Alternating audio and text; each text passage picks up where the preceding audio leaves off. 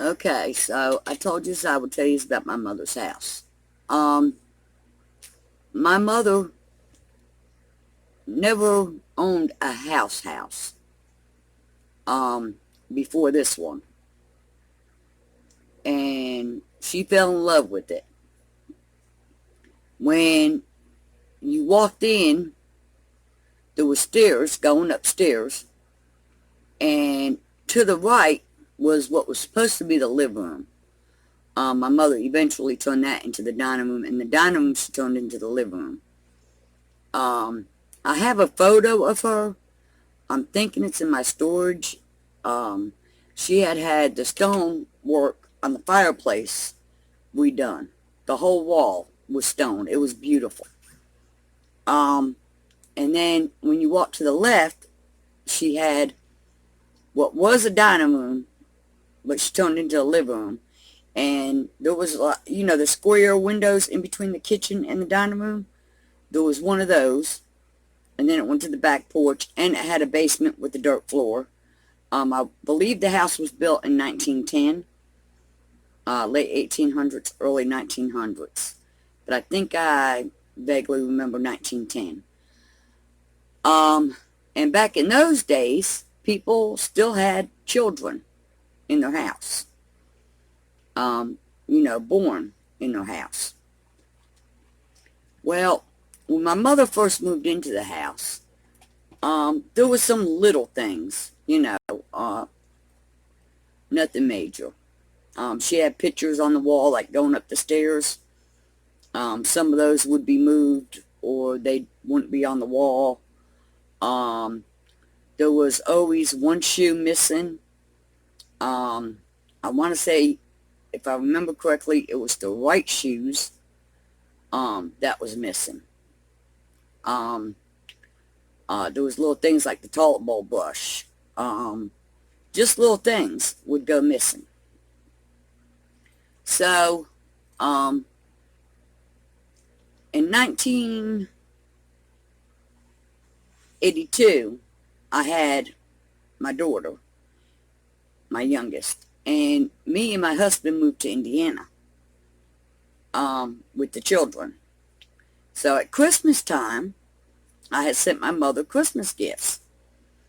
And she had called me to ask me, did I send her, I think one thing was a robe. I don't remember all of it. And I said, yes. And she said, well, the stuff's in my house under the Christmas tree, but I don't know how they got there. I didn't bring them in, and her boyfriend at the time said he didn't bring them in. So, anyway, they ended up under her Christmas tree somehow. So, like I said, to start with, it was just teeny-weeny things. And then one night, her and a bunch of friends were over, and at the time, the living room was still the dining room, and they was all sitting around the table. And they heard a baby crying from the wall. And they all just stopped, didn't know where it was coming from, except for from the wall. And anyway, the lady, my mother's good friend Carol, they used to play bingo together. They'd go to horse races together. They play poker, certain nights. But she would not go upstairs in my mother's house to use the restroom. So my mother eventually turned the closet that was in the dining room into a half bath, so that her friend would not have to go upstairs to use the restroom when visiting. So anyway, this is probably going to be a long story. I'm going to have to break it up in several different parts. So anyway, later on, I had come back from Indiana. Now, my younger sister, Faith, is the only one of my sisters that lived in the house. And if she sees this video, maybe she'll weigh in on some things. I don't know what all, I never really discussed it with her, what all she, had to deal with. But I know that one time when I was visiting my mother from Georgia, we moved from Indiana to Georgia, and I was visiting my mother, and one night, and I was in my sister's room, so I'm thinking that's probably after she graduated and got married. I don't know. And the door slammed shut. Y'all, I about had a heart attack. At that time, I didn't really think nothing of it. So, another night, I heard water running in the bathroom sink. Just, little stuff like I said at first.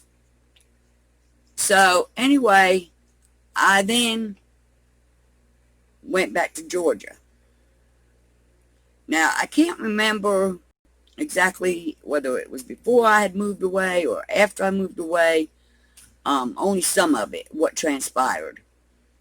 And recently when I was at my cousin's house, she had mentioned, and I didn't even remember her being there.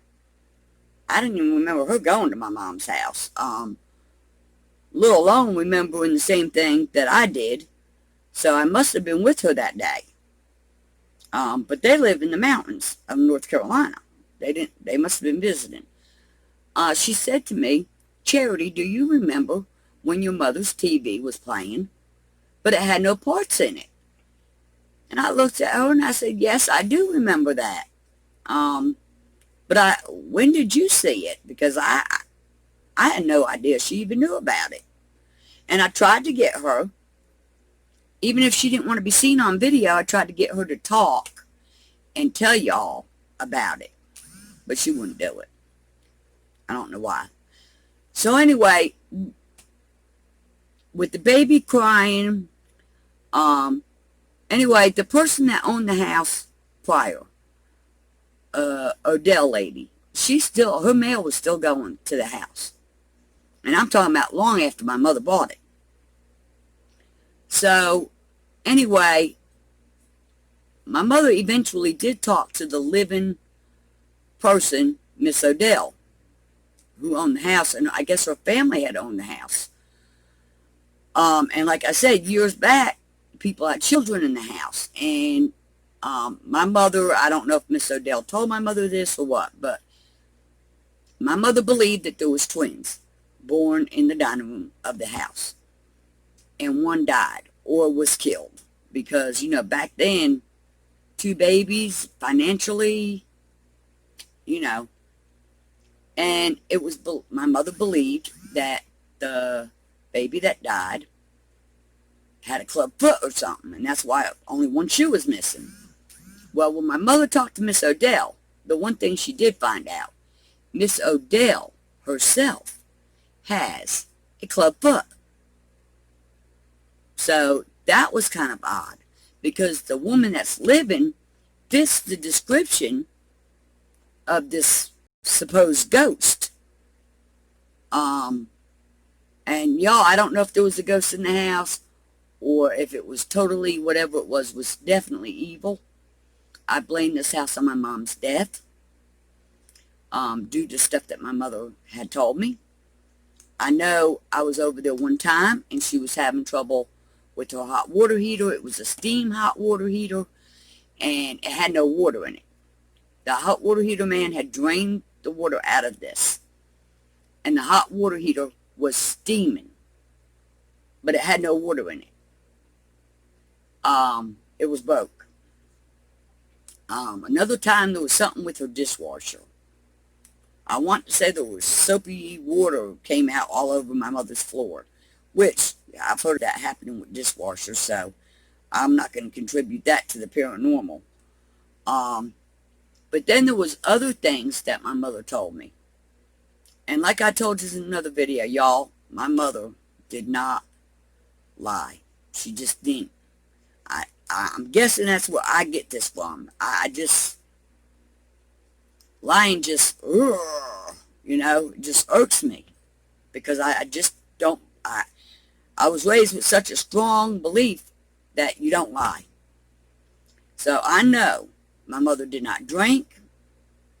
She didn't lie. The only bad habit my mother had was she did smoke Camel non-filters cigarettes. But she was a good lady. She'd give you the shirt off her back. She didn't curse. So I don't know where I get that from, but it just said I reached size limit. So let me upload this and I'll do another part. All right. Have a good one for now.